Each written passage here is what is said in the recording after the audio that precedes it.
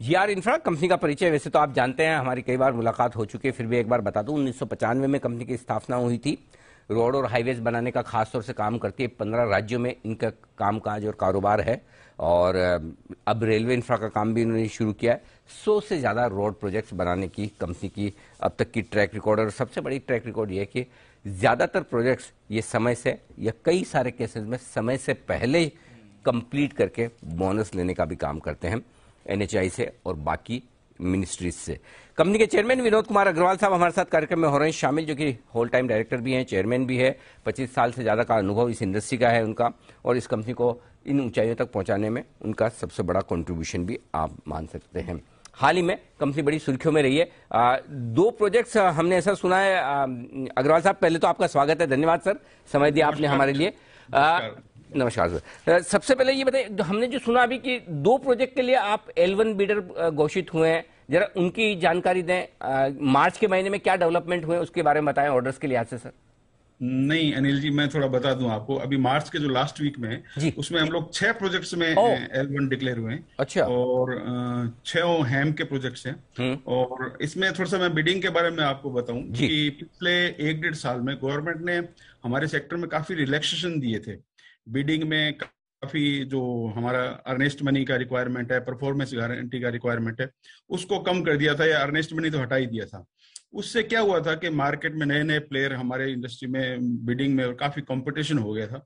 तो पिछले उस कंपटीशन के कारण हमें पिछले 7-8 महीने में कोई काम नहीं मिले थे। तो उसके बाद ये गवर्नमेंट को भी लगा, डिपार्टमेंट जो मिनिस्ट्री है उनको भी लगा कि रेट्स बहुत कम जा रहे हैं और इन रेट्स में काम होना मुश्किल रहेगा, क्योंकि कई नॉन सीरियस प्लेयर इसमें एंटर कर गए थे। तो गवर्नमेंट ने 1 मार्च से वापस अर्नेस्ट मनी वापस लागू की। तो उसका असर ये हुआ कि जो पिछले 7-8 महीने में हमें कोई प्रोजेक्ट नहीं मिले थे, और केवल हमें मार्च के अंदर ही एकदम एक साथ 6 प्रोजेक्ट मिले। और उसके बाद हमें लगता है कि आगे भी हमें इसी कंटिन्यूएशन में काफी और नए प्रोजेक्ट मिलेंगे। ये 6 हैम प्रोजेक्ट्स हैं। इसमें एक बड़ा इंपॉर्टेंट प्रोजेक्ट है दिल्ली बॉम्बे हाईवे जो नया बन रहा है, उसमें से जो जयपुर को जोड़ने का प्रोजेक्ट है, एक वो हैम है। एक तिरुपति के पास है, 2 महाराष्ट्र के पास है, महाराष्ट्र के अंदर है, एक गुजरात में है, कच्छ भुज, अंजार भुज, और एक आंध्रा के अंदर है। सर आप तो किसी और के लिए कुछ छोड़ते भी है कि नहीं? सारे नहीं मतलब नहीं साहब। सारे के सारे ऑर्डर्स आपको यार गजब। नहीं नहीं, गवर्नमेंट ने काफी प्रोजेक्ट पिछले साल में करीब 1,10,000 करोड़ के बिड्स निकाले थे। अच्छा, हमारा टारगेट करीब 10,000 करोड़ का प्रोजेक्ट लेने का था। ओके, लेकिन शुरुआत के 9-10 महीने में हम कोई प्रोजेक्ट नहीं ले पाए थे। लेकिन अच्छा। लास्ट में जाते जाते करीब 7,000 करोड़ के प्रोजेक्ट हमें मिल गए हैं। तो ये एक कंपनी के लिए अच्छी खबर है। अच्छा, तो आपने एक अच्छी बात, एक बात बताई कि दिल्ली मुंबई में नया हाईवे बन रहा है, राइट? तो जी हाँ। उसके लिए आपको जयपुर तक के आसपास के प्रोजेक्ट्स मिले। तो ये क्या जी पूरा एकदम ही नया बन रहा है, जो है उसको बड़ा कर रहे हैं? और इसमें कितना बड़ा काम है? बिल्कुल साहब, ये दिल्ली से बम्बई पूरा नया हाईवे, पूरा अच्छा, ग्रीनफील्ड, और पूरा एक्सप्रेसवे, 8 लेन एक्सप्रेसवे। ये जो पहला इतना बड़ा एक्सप्रेसवे, इंडिया का सबसे बड़ा गवर्नमेंट की ये इंफ्रा प्रोजेक्ट आज तक देश का। इसकी लागत करीब दिल्ली से बम्बई 1,00,000 करोड़ रुपए की लागत है ओ, इसकी। अच्छा, और गडकरी जी का टारगेट है 2024 तक इसको कंप्लीट करने का। वाओ। और हम लोग, हमारी जो कंपनी है, इस प्रोजेक्ट के सबसे बड़ी एजेंसी है इसमें जो काम कर रहे हैं। हम लोग इसमें करीब 10 प्रोजेक्ट्स, करीब 11,000 करोड़ के प्रोजेक्ट हम लोग, हमारी कंपनी काम कर रही है इसके अंदर। और इसी से लिंक एक जयपुर को लिंक, क्योंकि बांदीकुई 200 होते हुए निकल रहा है, जयपुर को टच नहीं कर रहा था। पुराना जो NH8 है वो जयपुर होते हुए जाता था। ये हाईवे जयपुर नहीं होके इधर कोटा और रतलाम होके जाएगा।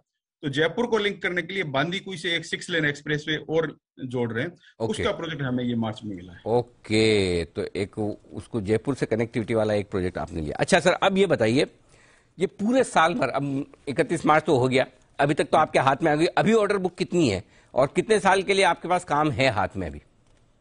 अभी जो लेटेस्ट जो ऑर्डर मिले हैं, इनको हाँ, मिला के करीब हमारी 20,300 करोड़ की ऑर्डर बुक हो गई है। हम्म, और 20,300 करोड़, ये सारे काम जितने भी काम हैं हमें आने वाले 3 साल के अंदर पूरे करने हैं।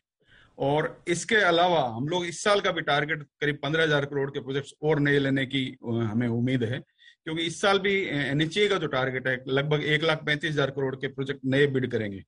तो हम लोग इस बार सोचते हैं, अब क्योंकि कंपटीशन थोड़ा सा, गवर्नमेंट ने वापस जो रिलेक्शन दिए थे वो वापस ले लिए हैं, तो हमें लगता है कंपटीशन अब थोड़ा कम होगा और एक रीजनेबल अच्छी प्राइस पे हमें आने वाले टाइम में प्रोजेक्ट मिलेंगे। तो करंट ईयर में हम लोग 15,000 करोड़ के और प्रोजेक्ट लेंगे, जो आने वाले 3 से 4 साल का ऑर्डर बुक हमारे कंप्लीट हो जाएगा उससे। इंटरेस्टिंग है। तो अभी जैसे आपकी तीसरी तिमाही में जो सेल्स थी 1980 करोड़, साल भर की मैं अगर 8,000 करोड़ पकड़ूं तो मतलब आपके पास आराम से अगले 2 साल का तो काम अभी भी है, करेक्ट सर? बिल्कुल बिल्कुल सर, ठीक बात है। अच्छा, अब ये बताएं सर कि आपको कुछ फर्क पड़ता है ये स्टील और सीमेंट के दाम जिस तरह से बढ़ रहे हैं, सब सारे रॉ मटेरियल के दाम बढ़ रहे हैं, या आपके लिए फिक्स कॉस्ट वाला मामला है तो जितनी भी कॉस्ट बढ़ेगी आप पास ऑन कर देते हैं, मार्जिन पे फर्क पड़ेगा नहीं पड़ेगा?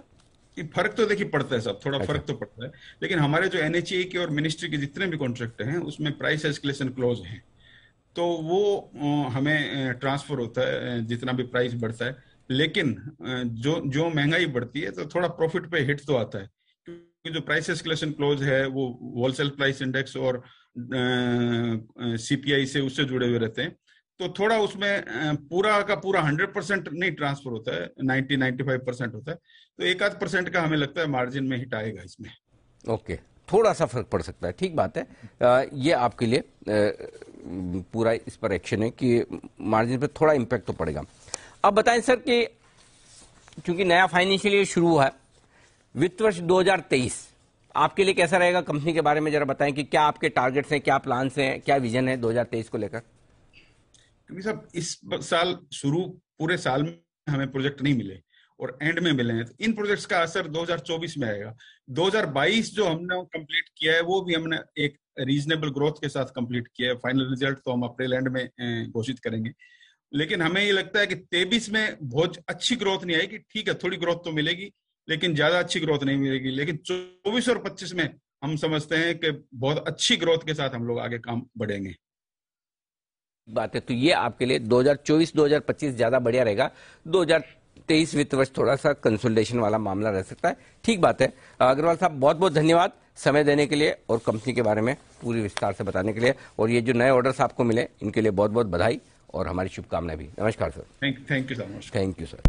तो जीआर इंफ्रा ये है वो स्टॉक, 2.5% मजबूत है। बात करते करते देखिए दिन की ऊंचाइयों पर पहुंचता हुआ मजबूती के साथ एग्जीक्यूशन ट्रैक रिकॉर्ड बहुत बढ़िया है इस कंपनी का। हाँ, जबरदस्त है और क्वालिटी प्रोजेक्ट्स मिलते हैं। प्रोजेक्ट्स वैसे अब रोड सेक्टर में तो रोज ही प्रोजेक्ट्स मिलते हैं, बट जो क्वालिटी प्रोजेक्ट्स हैं वो इन्हें मिलते हैं। जिन डिपार्टमेंट और मिनिस्ट्री के साथ काम करते हैं, हालांकि ट्रांसपोर्ट मिनिस्ट्री वगैरह तो बहुत बढ़िया काम करती है, बाकी अदरवाइज सरकारी डिपार्टमेंट से समय से पैसे निकल वाले नहीं, बड़ा काम। बिल्कुल, ये बोनस लेके आते हैं, ये बोनस लेकर और टाइमली कंप्लीशन करना मतलब रोड प्रोजेक्ट के लिए सबसे बड़ा नाइटमेयर है। बिल्कुल, उसमें गजब का एग्जीक्यूशन है। और अच्छा, एक और मजे की बात देखिए, जीआर इंफ्रा का एग्जीक्यूशन खाली ऐसा नहीं कि कोई एक पर्टिकुलर, आप देखो वहां तिरुपति से लेके हर एक मतलब 4-5 स्टेट के तो नाम इन्होंने बता दिए, यहाँ भी ऑर्डर वहां भी ऑर्डर, तो गजब के एक्शन में